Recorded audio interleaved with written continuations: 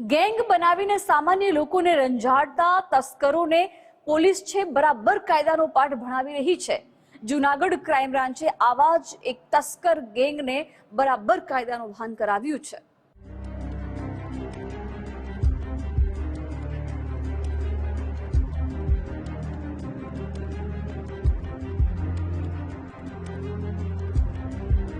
હાથે હથકડી અને પોલીસના કડક બંદોબસ્ત વચ્ચે શરમથી માથું ઝુકાવીને ધીરે ધીરે આગળ વધતો કુખ્યાત આરોપી નગારાળા પોલીસની કેદમાં આવતા જ જાણે તમામ દાદાગીરી અને હેકડી ઉતરી ગઈ।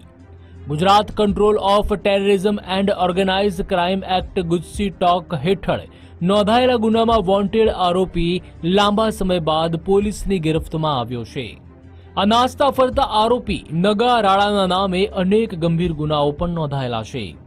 જૂનાગઢ ક્રાઇમ બ્રાન્ચની ટીમને ટેકનિકલ સર્વેલન્સ અને બાતમીના આધારે જાણકારી મળી હતી કે કુખ્યાત નગારાળા તેના ગામમાં જ આવેલી સ્વામીની વાડી નજીક છુપાયેલો છે।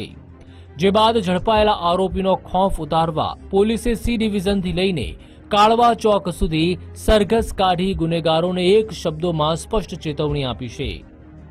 નગારાળા કાલારાળા અને ગેંગના અન્ય સભ્યોની જૂનાગઢ પંથકમાં જબરી ધાક હતી। 32 વર્ષીય નગારાળા સામે 20 થી વધુ ગંભીર ગુનાઓ નોંધાયેલા છે, જેને પાદરિયા ગામની સીમમાંથી ક્રાઇમ બ્રાન્ચના બહાદુર જવાનોએ દબોચી લીધો। આ કુખ્યાત ગેંગ સામે 33 ગુના દાખલ થયેલા છે, તો ગેંગના મુખ્ય લીડર મનાતા કાલારાળા સામે 107 ગુના નોંધાયેલા છે। ગેરકાયદે ટોળકી રચીને અનેક લોકોને ડરાવીને જમીનો પર કબજો જમાવ્યો છે, તો સરકારની અનેક જગ્યાઓ પચાવી પાડ્યાનો પણ ગેંગના અન્ય સભ્યો પર આરોપ છે। આરોપીએ સરકારી જગ્યાઓ અને અન્ય કેટલાક લોકોને દબાવીને ઘણી જગ્યાઓ છે પચાવી પાડેલી હોય તો પોતે કઈ મિલકત પચાવી પાડેલી છે એ બાબતે પોલીસ દ્વારા તેમનું રિકન્સ્ટ્રક્શન પંચનામું જે ઈ સાક્ષ્ય અને અન્ય પંચોની હાજરીમાં કરતા જે એમની બેઠક ઉઠક વાળી જગ્યાઓ આ ઉપરાંત જેમણે ગેરકાયદેસર રીતે પચાવી પાડેલી જગ્યાઓ છે અને પોતે ક્યાં આ ગુનાને અંજામ આપવા માટે પ્લાનિંગ કરતા તેવી આ જગ્યાઓએ રિકન્સ્ટ્રક્શન પંચનામું કરવામાં આવેલું છે।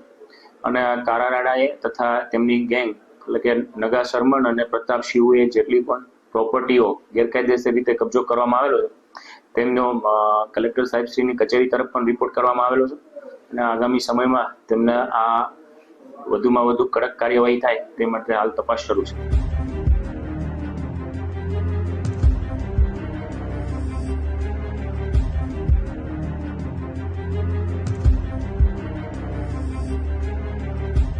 કુખ્યાત કાલારાળા અને નગારાળાની સામાન્ય જ નહીં ખાસ લોકોમાં પણ એવી જબરી ધાક હતી કે જેમની જમીન પચાવી પાડી હોય તે લોકો પોલીસમાં ફરિયાદ નોંધાવવા જતા પણ ડરતા હતા। આ કુખ્યાત ટોળકીએ અનેક લોકોને અપહરણ કરીને માર માર્યો હોવાનું પણ ચર્ચાઈ રહ્યું છે, તો હથિયારો બતાવીને ધમકી આપ્યાની પણ ફરિયાદો ઉઠી છે। અંદાજે 15 કરોડથી વધુ રૂપિયાની મિલકતો પચાવનારા આરોપીઓ અંગે પોલીસે વિગતો એકઠી કરીને કલેક્ટર કચેરીમાં અહેવાલ મોકલી આપવાની તજવીજ હાથ ધરી છે।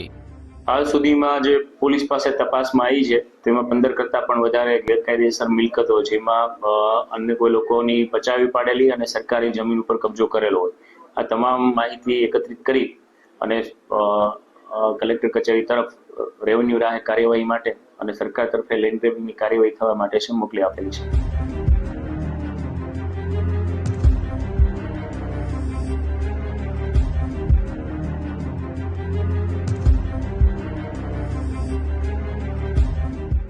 સૌરાષ્ટ્રમાં અગાઉ ગીર સોમનાથ પોલીસે જમીન સંબંધિત ગુનાઓ આચરનારી કુખ્યાત ટોળકીને ઝડપીને કાયદાની કડકાઈનો પરચો બતાવ્યો હતો, જે બાદ હવે જૂનાગઢ પોલીસે પણ ગુજસી ટોકના આરોપીઓ પર કાયદાનો ગાળિયો કસવાનું શરૂ કર્યું છે।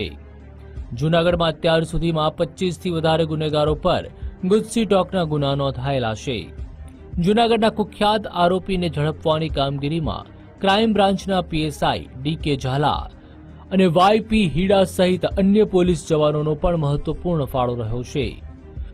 જૂનાગઢના નાયબ પોલીસ અધિક્ષક હિતેશ ધાંધલિયાએ ગુજસી ટોકના કુખ્યાત ગુનેગારોને જેલના સળિયા ગણતા કરી દીધા છે, જેથી જૂનાગઢના સામાન્ય લોકો શાંતિથી રહીને વેપાર ધંધા કરી શકે।